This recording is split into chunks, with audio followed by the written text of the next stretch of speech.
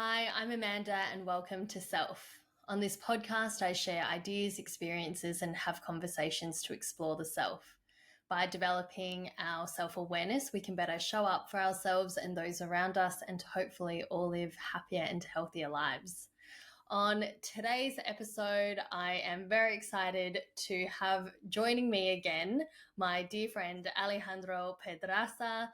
Alejandro, welcome back to Self. Hi, Amanda. It's a pleasure to be back.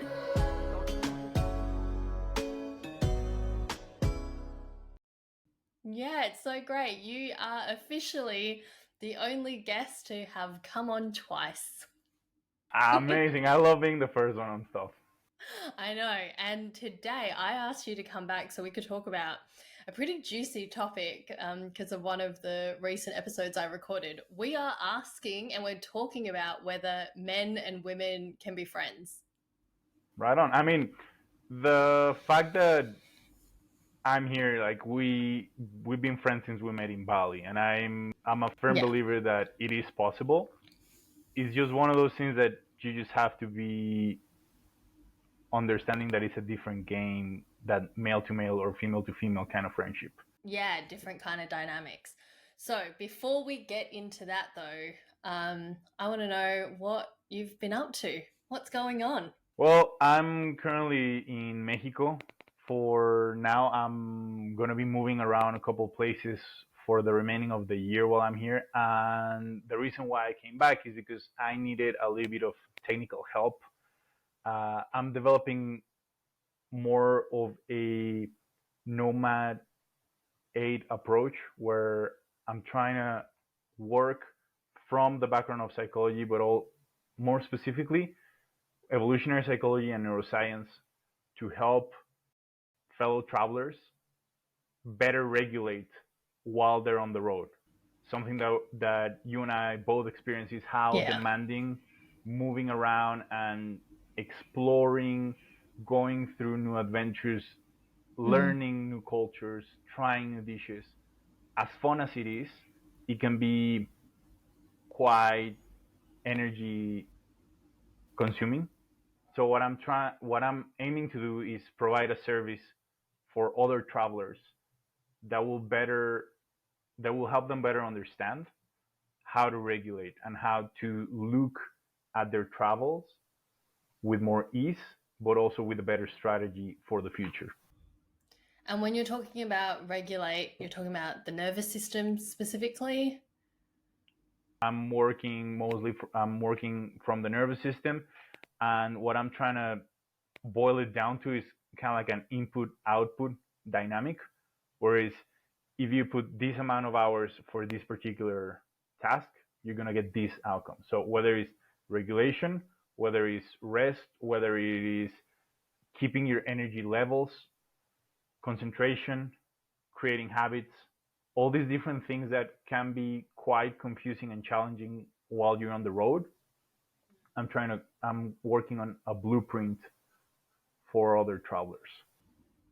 And was this inspired by the year that you spent abroad recently, just last year? Absolutely was. It was a very enlightening year to understand some of the challenges that different personalities face, but also the general challenges that as human beings with a nervous system we're going to be facing. The challenges are just going to change in intensity based on your personality and your resilience and previous experience and whatnot. But your nervous system is the same. Like the way that it is going to be brought up and the way that it is going to need to rest after particular events, or the way that you need to prep it for particular events, it's pretty much the same. Yeah. So the chemicals, the impulses, the impulse responses, all these different things are very similar among all of us. And because I was immersed in not just experiencing it within myself, but actually seeing it firsthand on other people, it really helped me boil it down to see, okay, this particular situation or this particular challenge could have been very easily prevented if we would have done X, Y, or Z. Right. But this specifically, what you're designing is for travelers, for nomads. That's what I've been focusing on. This is a lot of the stuff that helped me during last year, because it was like you're talking about 12 countries in 12 months with a couple of countries in between just to explore around or do a couple side trips. But we were living in 12 different countries within the year. And that's a lot of either cultural shock, language exchange, adapting to mannerisms and different ways of living that in some countries were more challenging than others. So it's how can you create strategies that will help you regulate, not just while, like both while they're happening, before and after, because that's something that sometimes it's forgotten, where it's like, oh, you can, like, you create, maybe you have a great meditation practice, or you have other things that are very constant in your everyday life while you're in the same city. But the moment that you start moving around between time shift and whatnot, those habits that you had very you had a lot of ease going into them become a little bit more challenging. Yeah, definitely. So how can you start prepping for those challenges beforehand without really being like overwhelming? But there's a way to tackle them in a smart and strategic approach, and that's what I've been doing, and that's what I've been developing for other travelers that I want to be helping out with. Yeah, that's awesome. I think the traveler experience is one that's very unique.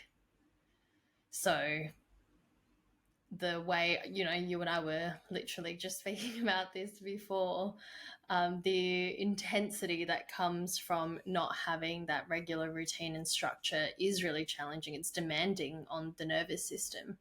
And Absolutely. for sure, I know firsthand how difficult that can be when you have something like a solid morning routine in place and then you start moving a lot and that goes out the window. And doesn't matter how long you've had it for. I think it can be, a very difficult thing to hang on to. So good For for you. sure. Yeah, I mean, it's coming back to what we were talking about. It's a different challenge. It's not just, oh, I'm gonna go on vacation, or oh, I'm gonna go on this particular experience for this fixed amount of time, and I'm just gonna do that. What we are doing, and the people that I'm trying to help are, I want to explore the world, but I know that I still have responsibilities. Yeah. I still have a job. I still have to check in. I still have to keep up with the job or the source of income that is allowing me to do all these different things. So it's an added level of difficulty. Yeah.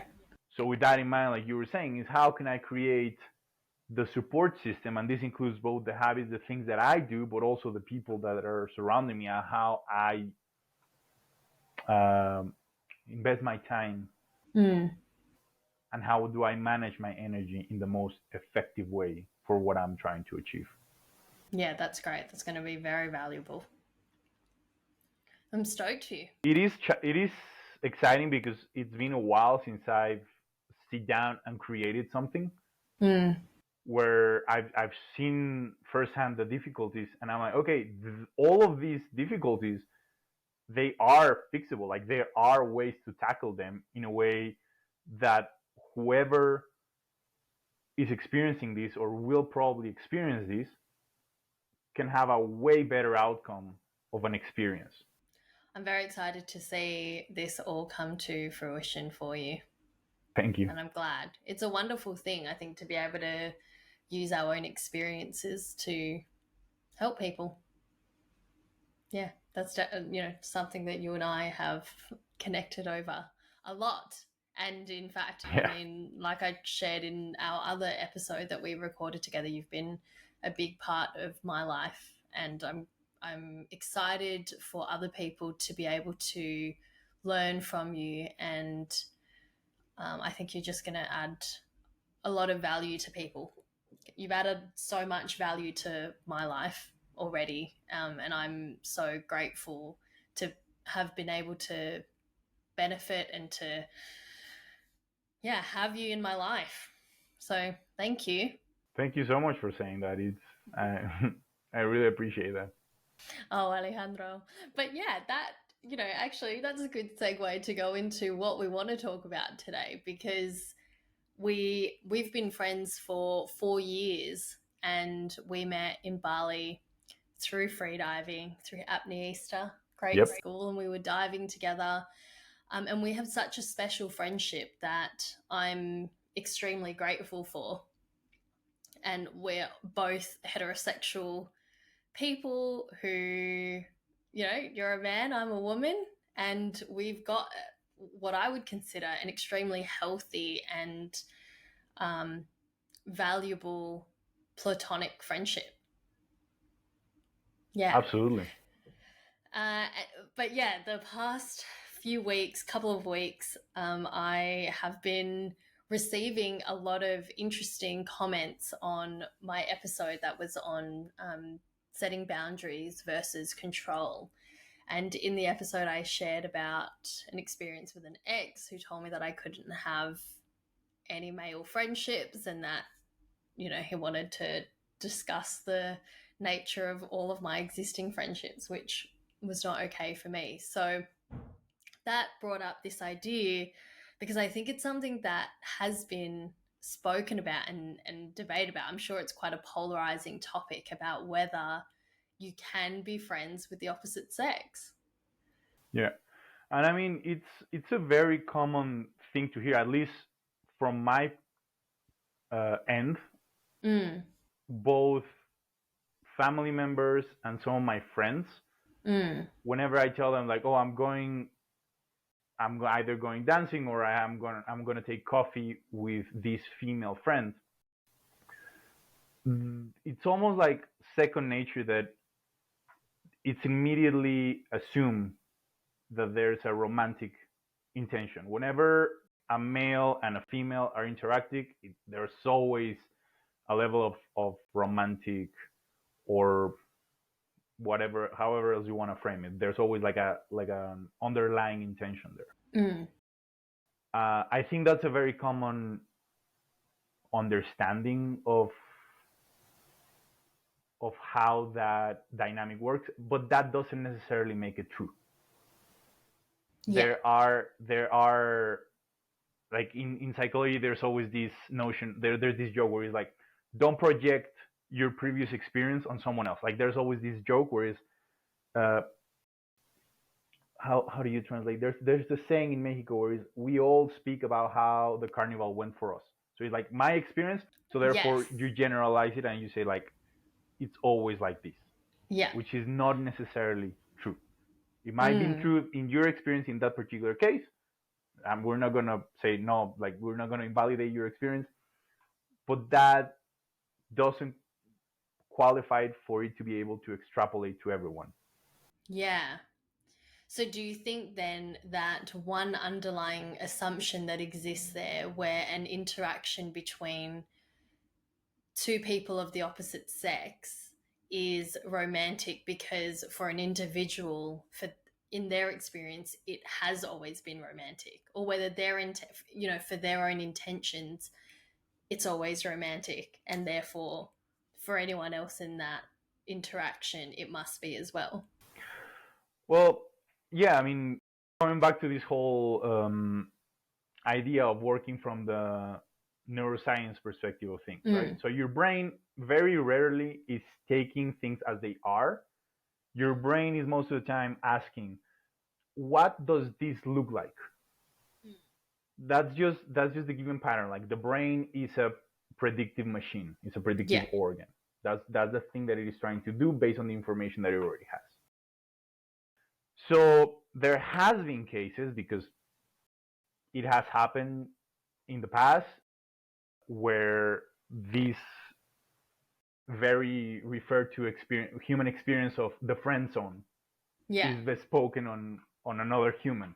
And most of the time, not saying all the time, but most of the time, is the female that friend zone the guy that is coming in with romantic intentions. And the guy, because for whatever reason, at that particular point in time, it looks like a fair or like a rational strategy to it. It's like, okay, I'm gonna do the whole Trojan horse approach to this particular battle, and I'm just gonna sneak past the defenses and wait until the defenses are like the guards are sleeping, the people are distracted, and that's the moment where I strike.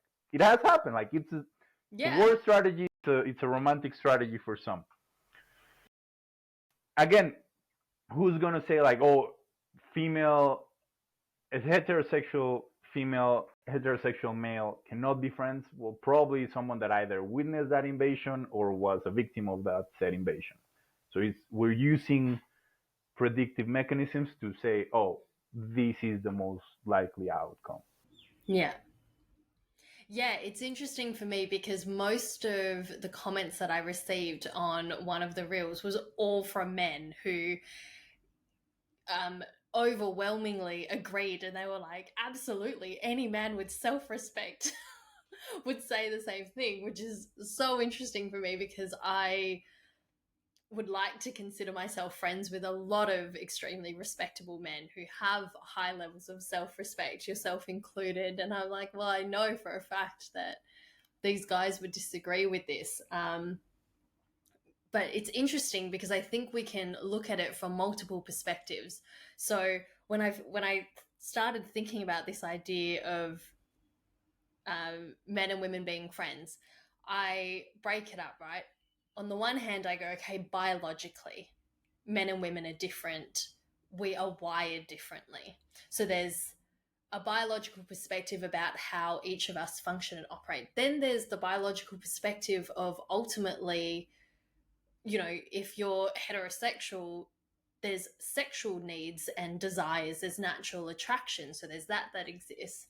And then we start kind of going into, as you said, the social constructs. So the idea of like being friend zoned. And then we talk about people's individual experiences, and then even going into insecurities and projecting that. So for me, it's so interesting because there's so much to talk about. And why I wanted to speak to you about it is because we offer different perspectives, even though we've had quite similar life experiences to some degree. We've both traveled a lot. We both have male and female friendships, but you're a man and I'm a woman. And so, you know, let's look at it biologically from the way that we approach the opposite sex.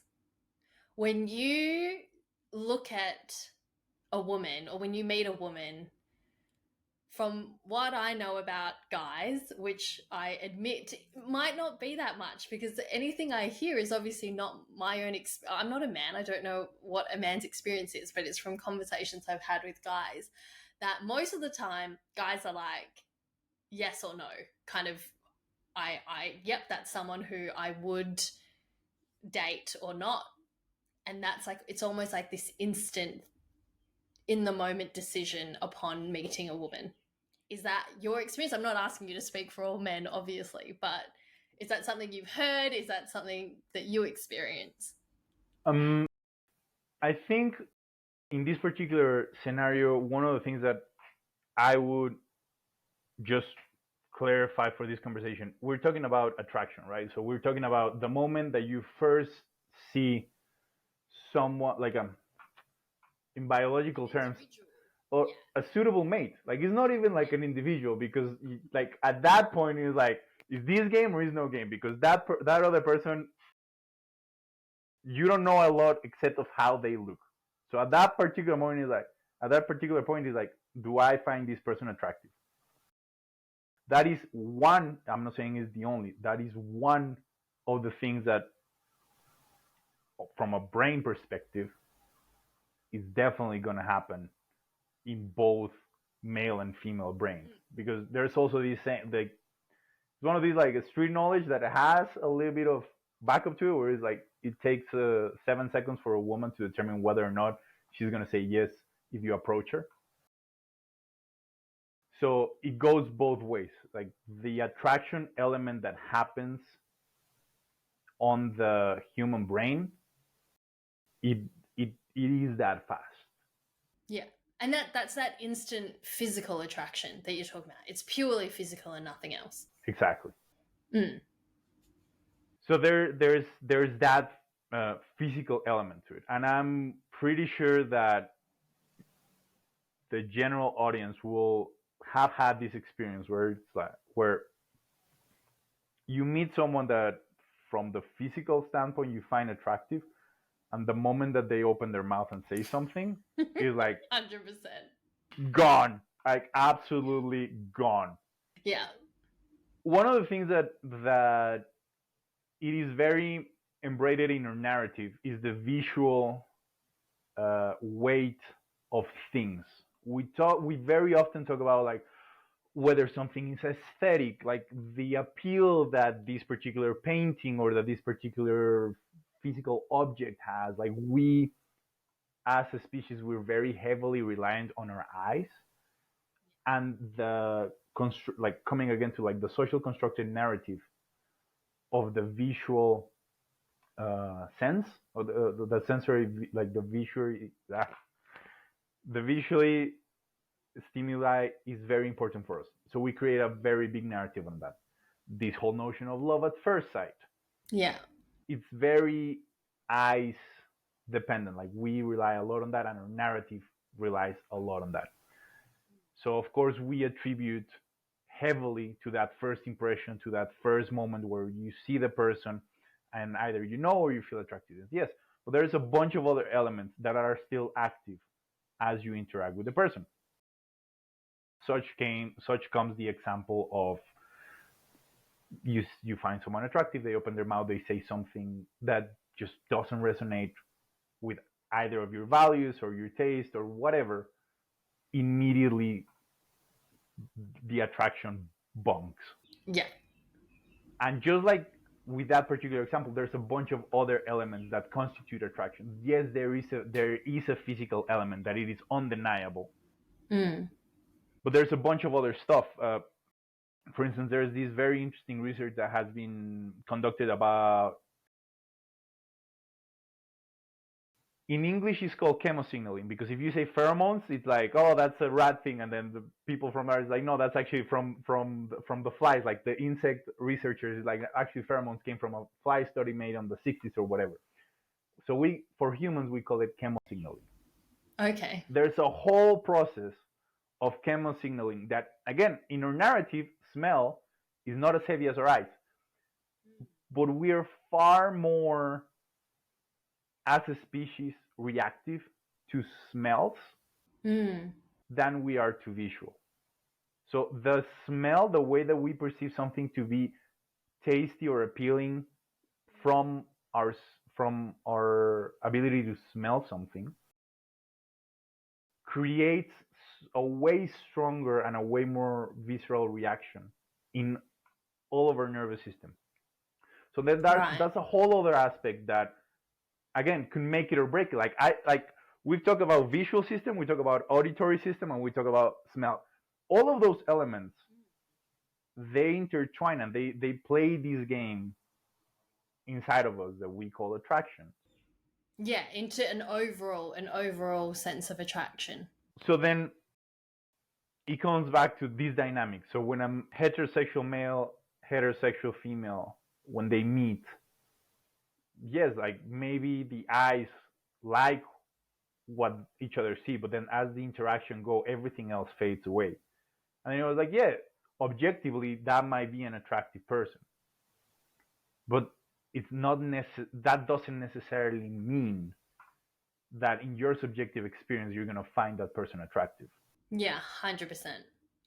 I would dare say that's my experience with most men. And I think that that's one of the things that people have a hard time being honest about. Whereas, do you or do you not find that person attractive? Because for a friendship, and I like, this is something that I believe in, is for a friendship to remain a friendship, you have to be cautious about attraction. Because like attraction is a whole, like what we're talking about, is a whole system that you cannot really control, but at some point it can flip you into start acting like a completely different person. Yeah. And when you are acting from a mating strategy of attraction, where you find the other person like you a suitable mate for whatever reasons you want to add, and you start acting from that strategy, Mm-hmm. then it would be questionable to call that a friendship.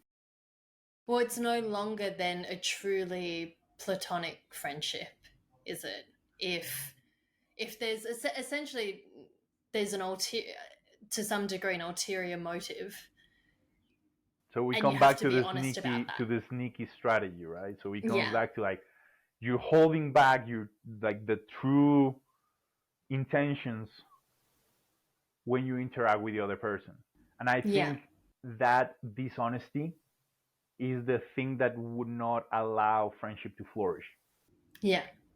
And it's one of those things where you just have to call it as they are. It's like you're not like maybe you're not friends with that person. You just find that person attractive, and thus far you have not received a confirmation of that person finding you attractive as well. Or for whatever reason, that person is not capable of reciprocating your emotions, Mm-hmm. right? But then that doesn't qualify as a friendship, just the way that you were saying it. So it's like one of those things where you have to be very honest about: are you on a friendship, or like are you in a friendship dynamic, or are you just waiting for something to happen? I think that can be a challenging thing for people to be completely honest about their intentions. Because there's also what we present to the world and what we really know and acknowledge within ourselves. And I would certainly agree with you that if you're honest about your intentions and you say, hey, there's an attraction here and I'm hoping for there to be more, then you're not operating really within the agreements of what is expected from a friendship on both sides. Like, I guess, because it's different if you say to a person, hey, I'm attracted to you and I'm hoping for there to be more, and then the other person says, like, yeah, maybe, then you're still exploring something different. Yeah. In the event that the person responds and is like, I am not attracted to you and all I am willing to have is friendship, I think on the side of the person who has the attraction, really being honest and saying, can I resolve this within myself and accept friendship truly, or am I still being sneaky? That's a question for the individual, even if the actions on the outside look the same either way. Yeah, of course. Like the intentions behind actions can be a great um, indicator of what the situation is. And also, we have to understand like there are a bunch of other cues that sometimes, and this is male perspective. This is male understanding a little bit about the male behavior. Mm-hmm. It is it has been recorded that we are not the brightest example of how to flirt when it comes to mating strategy from heterosexual male to heterosexual women. Yeah. Because there is, and that's the part where it's like coming back to biology. Biology is involved. There is a whole peacock spirit spirit that kind of like possesses us and makes us like it's been recorded that pupils dilate, the pitch of your voice changes, the it's unconscious. Like none of this is like Yeah. because for female listening, like maybe this is the first time that they're listening to this. Like this is not like we're trying to. As a matter of fact, the pitch of the male's voice go higher instead of going lower. Like when we find someone that we attract, and that's the whole cartoonish thing where we go like this. That change on the pitch, like that's a purely biological thing, and that's something that gives away very very fast. We have to understand like those are the cues, and sometimes that's also coming back to what you were saying. We not always have the best tools or the best advices or or the best guidelines for where we are in that situation. So I'm telling you now, like whenever your behavior changes in a matter that you don't fully understand, like if you look back 5 seconds ago, like why did I say that? Like why did I sound like that? Like why all of a sudden like I changed my posture so Yeah. drastically? Like it's giving you like your body is telling you like there's attraction there, and that's purely biological. What happens from there is coming back to what you were saying, is having the agency and the honesty and like the the ability to see that there's attraction there. Mm. And again, sometimes I believe based on the last year that I had the chance to meet people from different backgrounds, different cultures, different things. One of the things that I believe is lacking on the heterosexual male experience right now are the tools to better understand those kind of abrupt emotional changes. Mm. Because for us, like stability is kind of like one of the main things that we're kind of like thrown into, and the whole stereotype, I believe, of masculinity, even in the healthiest form or on the Mm. unhealthiest form, they all have a level of stability. Mm. And whenever that stability is disrupted, that's kind of like when we're thrown off, or we're not entirely sure how to respond. Like we get weirded out, and at some degree, it also feels like admitting a degree of vulnerability, and that feels very, very awkward for the average masculine personality. Mm. So it can be quite challenging on that end, but also it's important for us to understand like it's very natural. Yeah, it's very normal. The idea of attraction, especially in the space of being a person who's in a relationship. So if you're in a relationship and then you recognize attraction, as you said, sometimes we're in denial about that. And I think that's probably the first stage of, I suppose, being unrealistic or dishonest with yourself. The way I look at attraction is that it's a very natural, normal, biological thing. Yeah. As you said, we like see a person instantly, and there's this moment of yes, there's physical attraction or not, and then perhaps an interaction ensues, and then there's more of a yes, there is an attraction, or no, there isn't. But I see that as separate to an active decision on how we then interact, kind of coming back into that intention, right? You can have an attraction to a person, and in fact, in my own personal experience, in a relationship or not, you can experience attraction with people all the time. You experience connection with people, um, whether that's people you already know or connection with a new person. And I suppose for me, that can all still exist within the boundaries of a healthy relationship, right?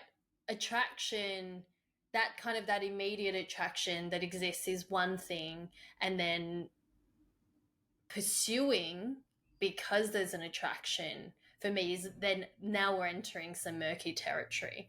Um, but I think what it is that people are so resistant about when it comes to the idea of male and female friendships is the idea of these friendships when you're in a relationship, when one or both people are in a relationship. I think that is where the idea starts becoming quite challenging, because from my perspective and what I see is we start to project whether it's our insecurities or our own lived experiences onto another person or onto a particular situation and say, no, it can't be possible. You know, as from all of our experiences, we understand that attraction can exist. But I'm wondering whether there's this division in the road, because for some it's possible to have an attraction and make an active decision to maintain a platonic relationship, and perhaps for some it's not. Well, first of all, I think it's really helpful, and it's very spot on to create this kind of like framework of how we're going to talk about female and male friendship. Let's talk about it when there are partners involved, because like you said, when there are more people involved, that's when it can become trickier. That's when maybe more attachment style issues or previous experiences or different things will for sure come to the surface. Yeah. So far we've agreed that yes, there's this component of attraction, which is just a regular biological human experience. How we decide then to act based upon that, it's probably the thing that it is gonna create or not create turmoil within an existing romantic relationship. And I think this is also, again, coming back to what we said at the beginning, it shows a lot of how people perceive the world. So how fast are people to judge or react or say that things are in one particular manner. Yeah. That says a lot about their previous experience. So, for instance, I believe that a lot of masculine approaches will be very uncomfortable if their female romantic partner has other male female friends, especially if that boyfriend, partner, husband, whatever, has a hard time trusting those other male. And I think that's a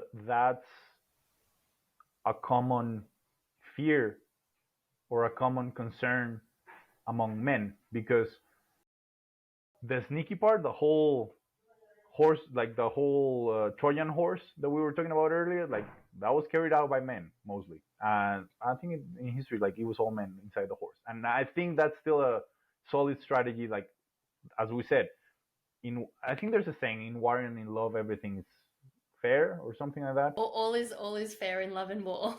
There you go. So again, this strategy can be very easy to see, or very easy to project upon other male. So if my female partner has, go for it. Yeah, no, I was just about to say, but those are two things, right? One is it can be easy to identify because you've experienced it yourself. Yeah. And then the other, as you said, is or easy to project onto another person. So one is like, and that's a challenging thing. Is it really there, or am I projecting this onto a male because of my experience? Well, I think that one of the trickiest and yet most beautiful parts about the whole human experience is like they're not mutually exclusive. Yeah. Like it's not just like, oh, every time that happens, it's just the dude projecting his insecurities and his sneaky past. Of course not. 100%. It's not, no. Because then again, like there's this other part where it's like there will be cases where we as male, we identify that strategy. It's not that we're projecting, it's like all the signs are there. Yeah. And you may be with your buddies and you're like, yo, am I crazy? And they'll be like, no, bro, like he's doing this, and that. Like that's a Trojan horse strategy. Yeah. So it's both things. And again, if we were to be radical about things, there's also this part where the healthier masculine experience with that would involve the opportunity and the mastery of oneself enough to be able to speak about it. Speak about it with a friend or speak about it with a partner, and in a way where it's not demanding, but it's like, hey, I'm noticing this. And that would be a really, like, again, from a narrative standpoint, we talk very highly about our emotions. We talk very highly about how we're feeling, and feelings are great cues for the environment. As a very simple example, like our ancestors that were walking close to the cliff and were like, oh, this feels really weird on my tummy, I'm gonna walk closer to the wall. Yeah. Eventually grow up to become our ancestors, and the other ones that walk very close to the cliff line is like, it's fine. Didn't make it to the gene pool. So there's a reason for feelings. Like there's something there to explore. That doesn't make it a fact. So exploring these feelings and exploring a little bit of the understanding of, hey, what could be causing, or what would be the origin of all of these behaviors that are creating these feelings in me. So is it that I recognize that that other dude is doing the whole Trojan horse thing and that my partner is unaware of it? Is it that he's creating the Trojan horse and my partner is aware of it? Is it that he's not creating the Trojan horse strategy and I'm the one seeing it? Again, there are a lot of things there. And it's very, like, again, like the reason why that Trojan horse still exists is because it is a strategy, and it is a sneaky strategy, and it is like, to a degree, it could be considered a dishonest strategy. But it is there. That doesn't mean that any cross-sex friendship, co-ed friendship, co-ed, thank you. That doesn't mean that any co-ed friendship will necessarily have to go through that. So again, like, we're talking about different possibilities that within the human experience can happen. Whereas there is indeed the strategy, the sneaky strategy taking place. There is just the illusion of the strategy taking place. And then there's friendships that will not have that because there either is no attraction, there is enough respect for the other person's dynamic to know how to set your own boundaries and know how to set boundaries with your friendship. And you, like, I have a friend here in my hometown that I know that she's my friend as long as she's single, because she has these more of a old school approach to things, and I know she will distance herself from me because of that relationship. Is it because the guy asked? No, that's just her style. And we've been friends since we were 12. I've known her through enough boyfriends to know that that's just how she operates. Yeah. And I'm very okay with that because I've learned that that's her style. And I have no other intention that hanging out with her every now and then, sharing jokes. We've known each other for a long time. And we have this innate desire for the other one's well-being that doesn't need anything else. Yeah, that's a beautiful and true friendship. It's just about wanting the best for the other person, whatever it looks like for them at any given time. And if that means for their, in your case, for her relationship to thrive, that I think it's just natural when you're in a relationship that you spend more time with your partner. Yeah. And emotionally, you're obviously more dependent upon your partner than you are with anyone else. I think it affects all friendships. In fact, it's not only necessarily your co-ed friendships, but I see it happen just generally because your availability changes, your emotional capacity changes. Absolutely. that's just a normal thing that happens. Yeah, but it's for the individual, I suppose, to understand and decide for themselves what those boundaries look like when they're in the space of a relationship. It's interesting to me, the difference between the male and female experience. I don't think I've ever done this Trojan horse thing, but I wonder if that's also because, according to the stereotypical male and female experience, most of the time it's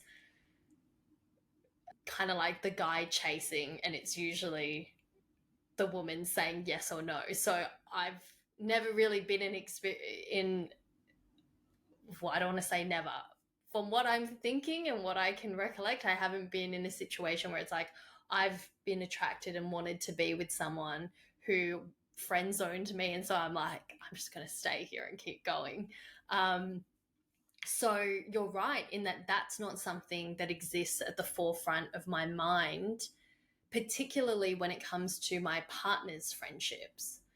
So when I look at my partner and his female friendships, I'm not thinking she's just friends with him because of this, because my lived experience is with all of my friendships with men, I'm not attracted to them. And I have very healthy boundaries with my guy friends. And, you know, with the few exceptions of who I've ended up dating, the overwhelming majority of my male friendships, like 95% of them, have always only ever been purely platonic. And so for me, that lived experience is the majority is completely fine.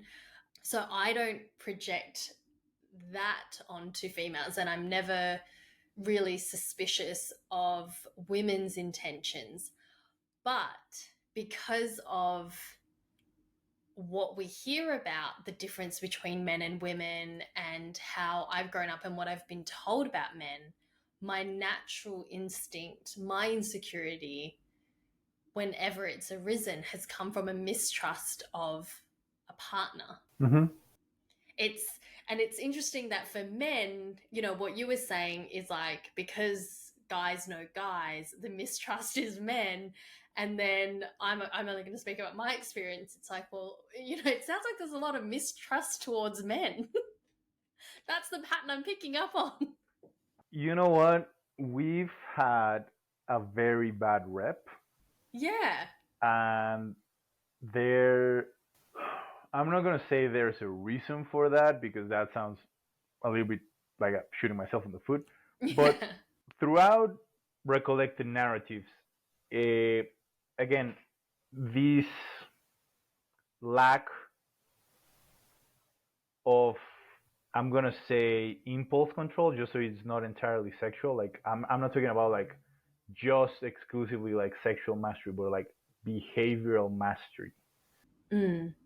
It takes quite some time for the male to acquire, and I'm the first one to admit it. Like it's like I'm a textbook case of, you know how old must a woman be in order to have the same impulse control as a 24-year-old man? How old must the women be in order to have the same impulse control as a 24-year-old dude? I dare say teenager. 10 years. I'm going to guess. How? 10 years old for the female to have the same level of impulse control as a 24-year-old dude. That's crazy. Again, there's a lot of chattering about whether or not it's entirely biological. It's also like the peer pressure of the female for to behave in a particular manner that that kind of like jumpstart this and allows for this huge 14-year-old gap to exist. Probably hormonal as well. There's plenty of reasons there, but yeah, just coming back to it. So imagine like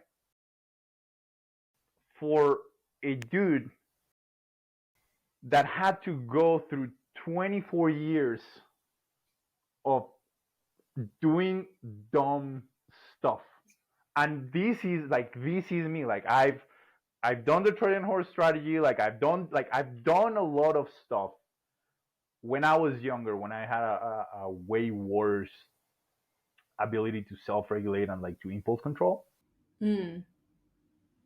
So I get it. Like I get how when you're a young man facing the world, especially like let's say when you first go to college where you're like what 17, 18, when you first go into these experiences and then there's alcohol involved, and we all know like the prefrontal cortex, like your ability to properly think doesn't really finish developing until you're 25 and you're starting drinking booze when you're 18, 21 if you're in the States, whatever.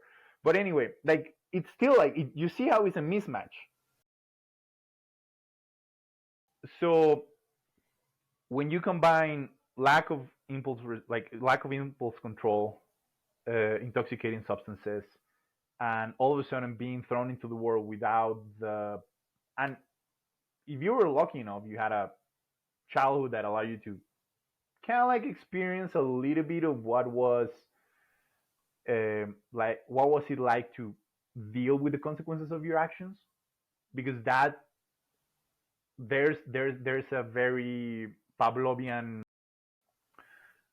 reward punishment kind of learning curve in there, where it's like you do this, that person feels bad, then you feel bad. Fantastic, don't do that thing again.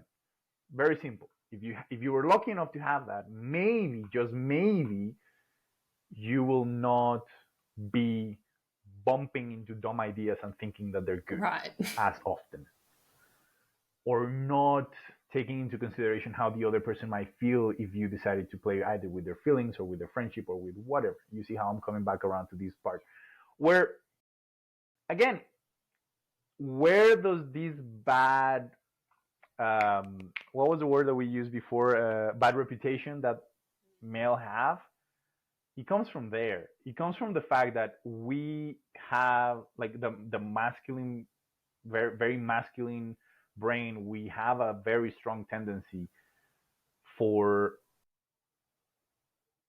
fast, intense outcome experiences. Mm. So that creates a very steep learning curve for a lot of us. Yeah. But then again, why do male uh, why do male mistrust male? Why do female mistrust male? Well, there's a lot of that in there. There's a Yeah. lot of past experiences, and the reality is that not all the time are we either challenged or invited to outgrow that way of behaving.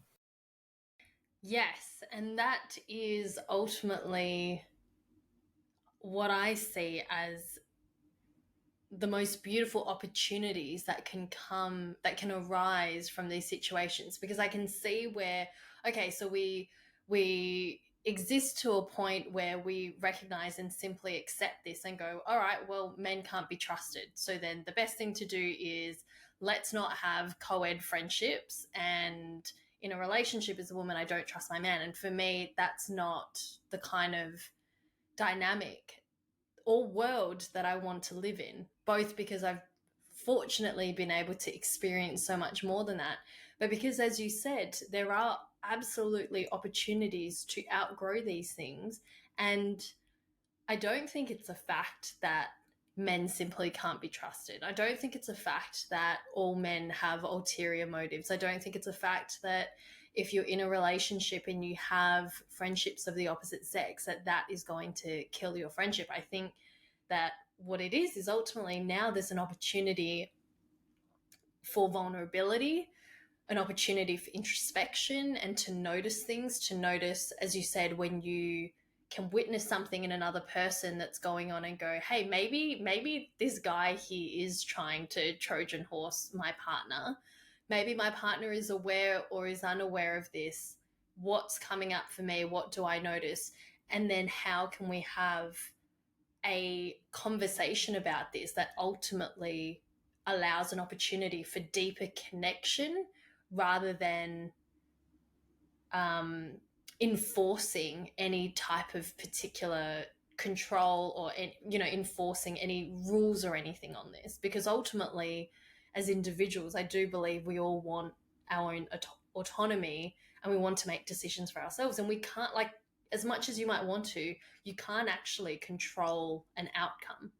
You know, the desire to go, my partner can't be friends with the opposite sex, is ultimately to control an outcome that you're afraid of happening, which I dare say most of the time what people are afraid of is being cheated on and being hurt. I feel like there's plenty of things to unpack from that part. Uh, but yeah, like the first thing that I would point out is something that we talk about, where is what are the feelings that are coming up, and what is it the thing that it is bringing them up? Because like in the example that you gave, is a Trojan, like, is a Trojan horse strategy happening? Yes, no. Is my partner aware of it? Yes or no. From my end of the partnership, is it affecting me because I feel like I'm being played, or is it affecting me because it's bringing up past experience? So again, like, those are already 6 variables within like the 3 individuals involved in the scenario, right? Yeah. So if there's a, like, if there's some, talking from a man perspective, like if you're like, if a dude is experiencing these, well, those are 6 elements that it's important for you to consider, because as men we freaking love formulas. So like if you tell me the steps to do something, I'm gonna love it. So the steps are: identify whether or not it's happening. Easiest way, see, like, get a witness, like get someone that can actually confirm your idea. Like, is it happening? Is there someone else witnessing it, that it is not your partner? Because if you just go to your partner and it's like a mismatch between what you're perceiving and what she's confirming, it's kind of hard, because you're both on an emotional state. From a dude perspective, get a second opinion. Another dude will be like, yeah, that's Trojan horse, or you'll be like, nah, bro, like, I don't see it. So it's kind of like a playing devil's advocate. And then the partner part is, there is a part of the human experience that we like to be seen and we like to be chased. That's a fact. And the fact that you feel as the object of desire for someone else feels good. But then again, at what expense? So maybe you are aware of that happening, and you can explain why is it that that's important to you, or maybe you're not aware that that's happening, and then it's a matter of, okay, how can we have a conversation where, do I need to set a bound? Like, if I'm not aware of that is happening, then setting, like, maybe, but if I'm not aware that that's happening, but it is affecting my partner, and it is indeed happening, then it becomes this part where, am I comfortable setting up that boundary? Am I comfortable, like, being like, hey, actually, I was not aware that that is happening. It is in fact happening. I don't need it to keep on happening. I'm not getting a kick out of it anyway. So it's like, is it worth it to allow that to keep on happening, or should I do something about it?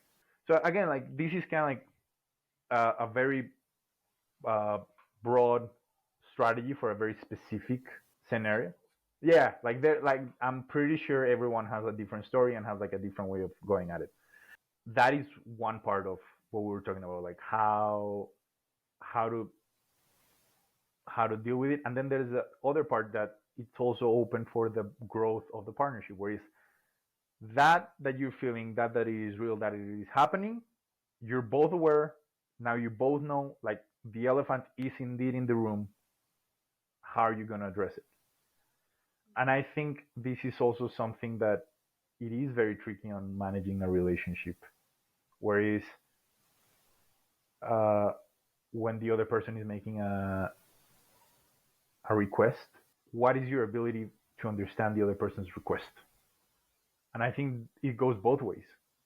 Like, the person that it is asking and the person that it is receiving the request, how well can you actually match?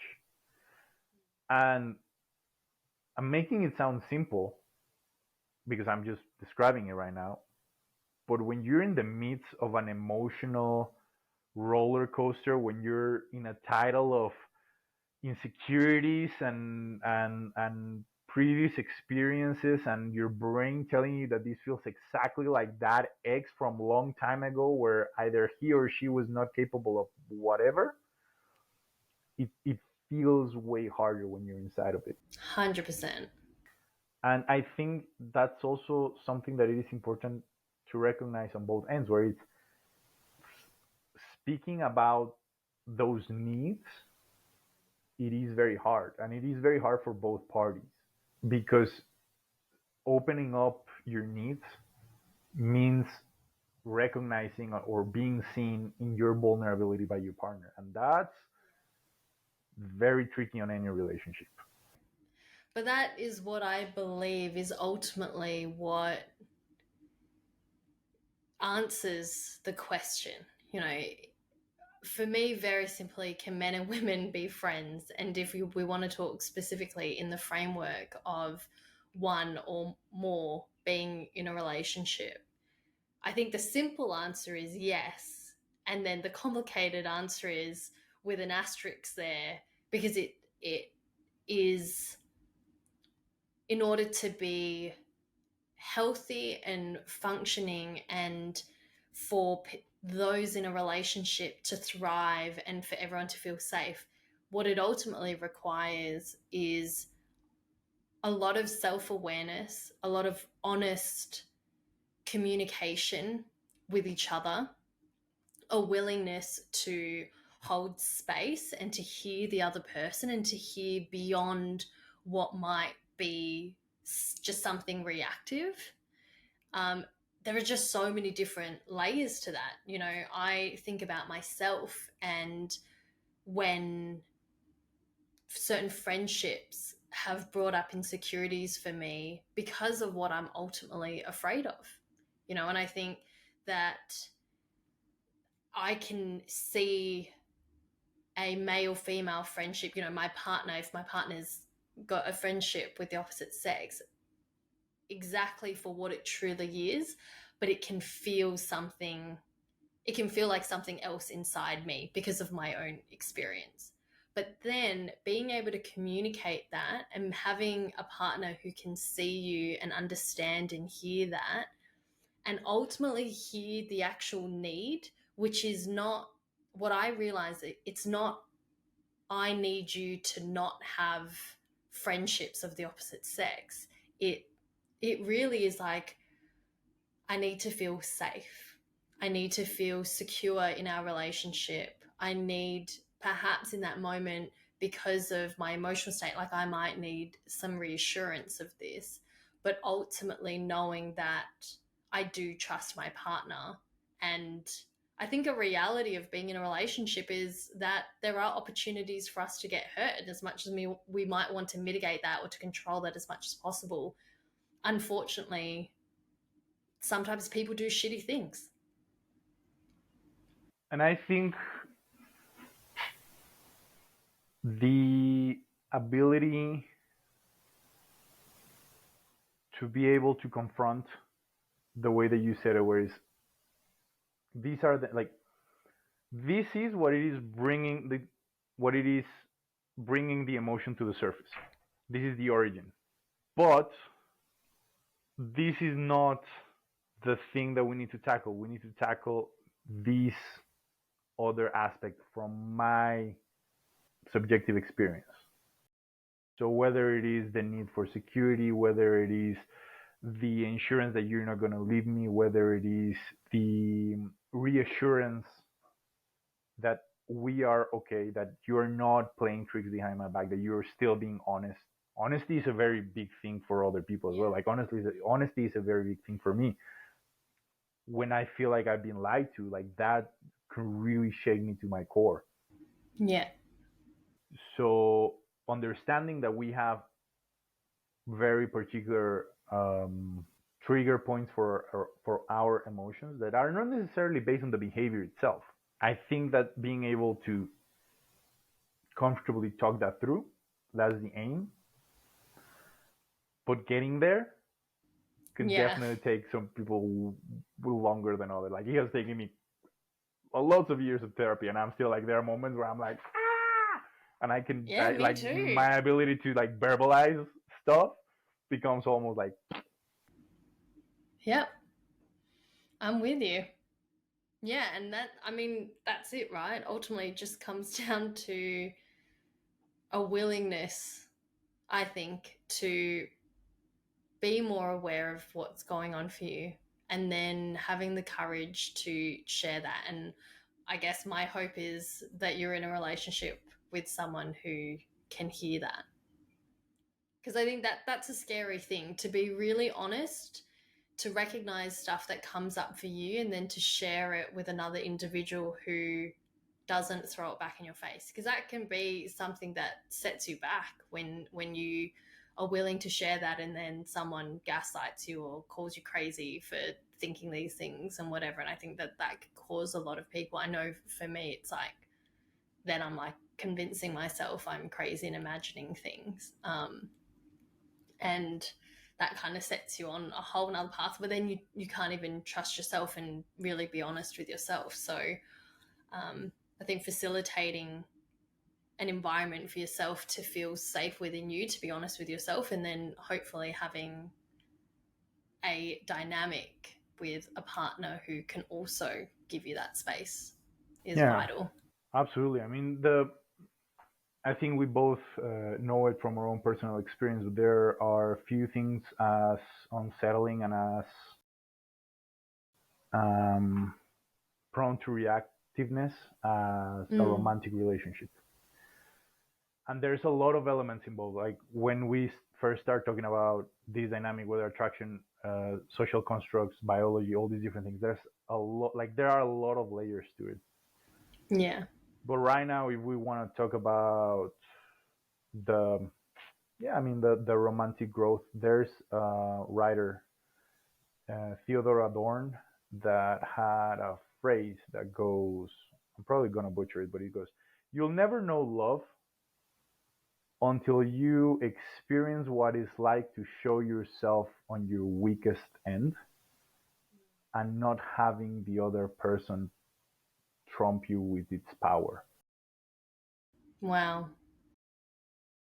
When you, and that's again, that's the aim, but that's the scariest part of them all. It is. Being able to show yourself on your weakest point conveys a very, very large fear, because that's how we, our ancestors, and a lot of story has shown with, like, the people that show weakness, that's the moment that they get stomped upon. Yeah. And being able to show you, like, your weakest point in front of the person that you love, and being received without them showing their power to feel superior, that it's a pretty big cue for when you found love. That's beautiful. I think that's a great place to end this, because ultimately, yeah, that's what a incredible foundation to build a relationship upon, being able to trust another person to not trump you at your weakest moment. Thanks, Alejandro. It was my pleasure. I'm not really sure if I feel like we did answer the question, kind of. We traveled all over the place. I think in summary, you said it very eloquently, whereas, like, the answer is yes. Male and female heterosexual people can establish friendship relationships, with an asterisk. There is a caveat. There has to be an understanding of where the intentions are, not being deceivingly strategizing a Trojan horse in your relationship, and just having an understanding that just because there is a male involved doesn't mean that you shouldn't trust him just because he's a male. Yeah. And the fact that you're a male requires a level of discipline that will allow you to understand that you don't have to chase every single female that moves. And once you get there and get to the point where it's like, that's the mastery. That's when friendships can flourish, where it's like you see the other person as a friend and there's nothing in between both of you desiring the betterment of the other. A true friendship. Yep. Which for me is necessary and healthy, I believe, for all men and women to experience. Yeah. Being able to have different perspectives and outlooks on life, and to truly have people of the opposite sex who you can depend on as a friend, and to know that there's nothing else but genuine love and desire for each other to be the best that they can be, and there's nothing else. It's such a gift. Absolutely. Like, just for the sake of the perspective, like the simplest tool or the simplest thing you'll get out of a friendship like that is just the perspective. Like, to be able to hear how things sound from the other end. And it doesn't even have to be about what you do, it's what your fellow man or your fellow female act or react to certain things. Just like, oh, so that's how I look like. Yeah.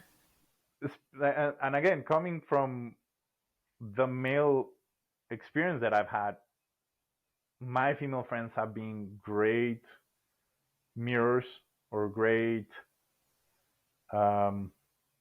carriers of lessons that I had to learn about my own behavior, where it's like, oh, I shouldn't have done that.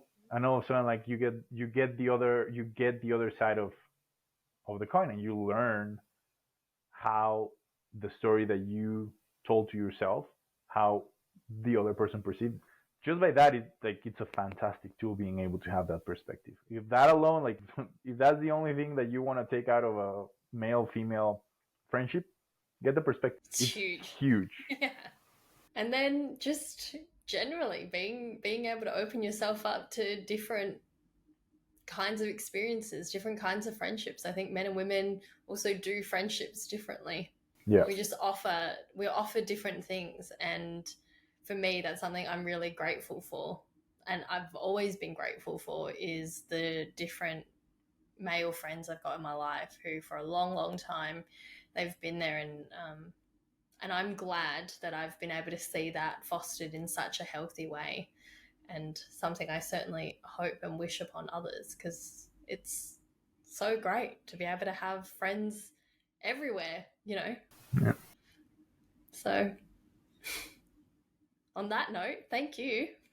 My pleasure. It's like, just to finish it up, a little compliment to what you were saying. Like, I've been lucky and fortunate enough to be part of your group of friends, and met a lot of them, both the female and the male. And I gotta say, like, I do feel, I'm gonna put myself aside for this so it doesn't sound too arrogant, but I think you're incredibly fortunate to have that kind of male perspectives that you've had, both from the freediving world, the snowboarding world, from all these different ways of life. Some of the dudes that you hang out with, like, they're solid dudes. I respect them highly. They have mastery.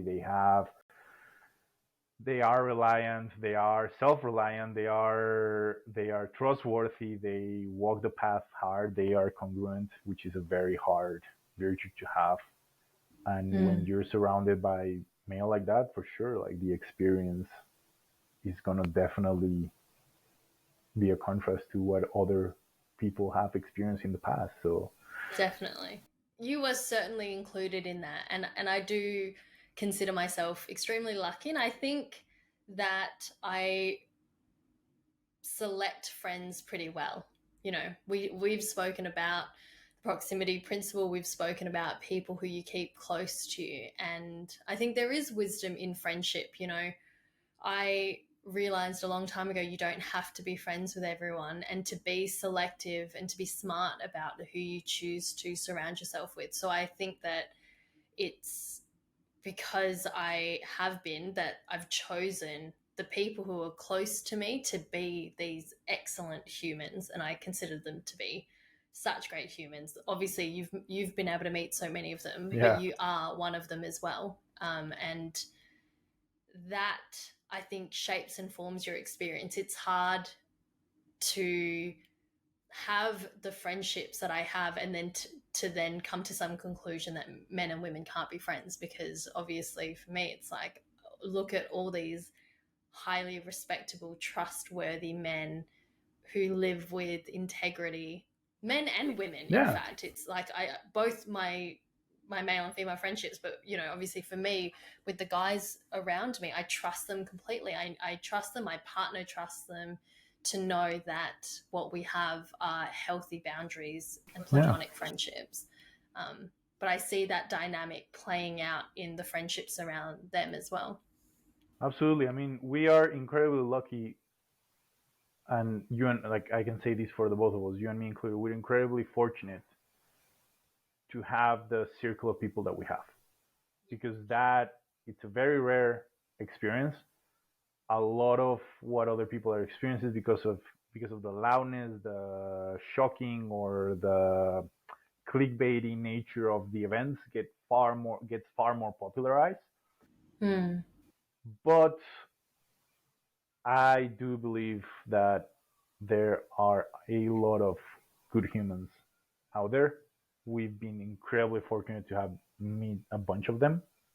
I'm pretty sure we are out there. There's a bunch of us like us out there as well. Definitely. So yeah, we're very fortunate about that.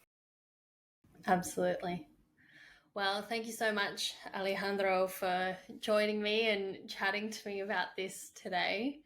If people want to connect with you and learn more about what it is that you are doing, how can they do that? Awesome. Thank you. Well, the fastest way to catch up with what I'm doing is through Instagram, Alejandro Pedraza _. That's the Instagram handle.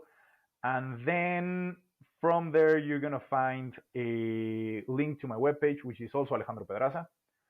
That's where my booking for one-on-ones is happening. And that's the webpage where all the content that I'm going to be posting is going to be.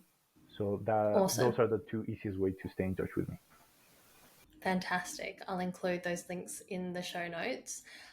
Thank you, everyone, for tuning in and listening to today's episode. Always keen to hear your feedback and what you think about whether men and women can be friends.